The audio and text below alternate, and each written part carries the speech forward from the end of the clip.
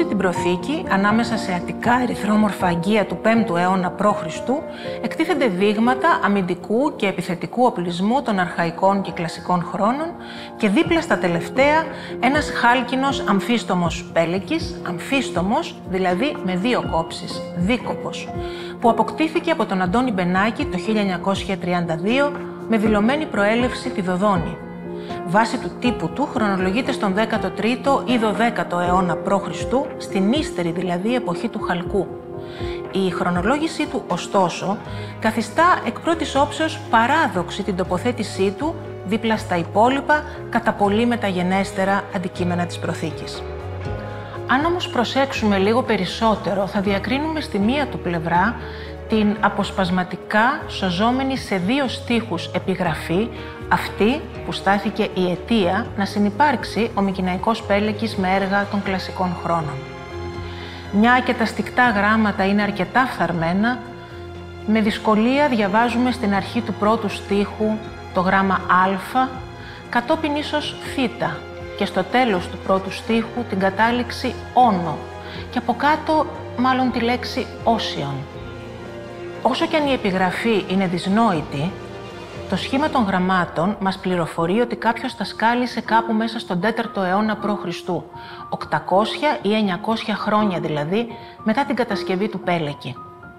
Σε κάθε περίπτωση πάντως, η ίδια η πράξη της χάραξης επιγραφής υποδηλώνει πως τουλάχιστον στη δεύτερη φάση της βιογραφίας του, ο Πέλεκης αυτός είχε μάλλον προσφερθεί σε τόπο ιερό. Η χάλκινη αμφίστομη ή διπλή πελέκης ήταν εργαλεία καθημερινής χρήσης για την κοπή των δένδρων και το σχίσιμο του ξύλου, την κοπή του λίθου ή του οστού. Μικηναϊκοί πελέκης του τύπου που αντιπροσωπεύει ο Πέλεκης του Μουσείου Μπενάκη έχουν εντοπιστεί σε διάφορες περιοχές του ελλαδικού χώρου, ανάμεσα στις οποίες συγκαταλέγεται και η Ήπειρος. Κάποιοι μάλιστα έχουν ανακαλυφθεί στο ιερό του Δοδοναίου Δία. Εκεί, στις εσχατιές της ελληνικής γης κατά τον Ησίωδο, ανιχνεύεται η μικηναϊκή παρουσία ήδη από τον 14ο αιώνα π.Χ. και έχει υποστηριχθεί πως στη Δοδόνη, κατά την ύστερη εποχή του Χαλκού, σε υπαίθριο μάλλον ιερό, λατρευόταν ένας ισχυρός άρενας θεός.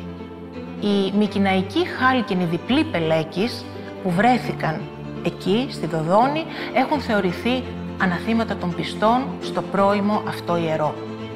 Στην αιγαιακή τέχνη της δεύτερης χιλιετίας π.Χ., ο διπλός πέλεκης πάντως ερμηνεύεται ως ένα από τα σημαντικότερα θρησκευτικά σύμβολα και φαίνεται πως σχετιζόταν με τον κύκλο της βλάστησης και την ετήσια αναγέννηση της φύσης.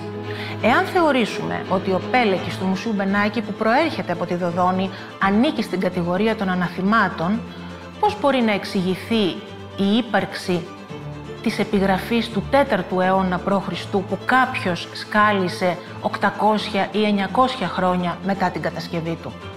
Την εποχή αυτή, στον 4ο αιώνα π.Χ. δηλαδή, ο διπλός Πέλεκης είχε ήδη συνδεθεί και με τον Δία, θεό του ουρανού και των καιρικών φαινομένων. Αυτό, ανάμεσα σε άλλα, προκύπτει και από τις προσφορές διπλών πελέκαιων σε διάφορα ιερά του Πατέρα των Θεών στον ελλαδικό χώρο.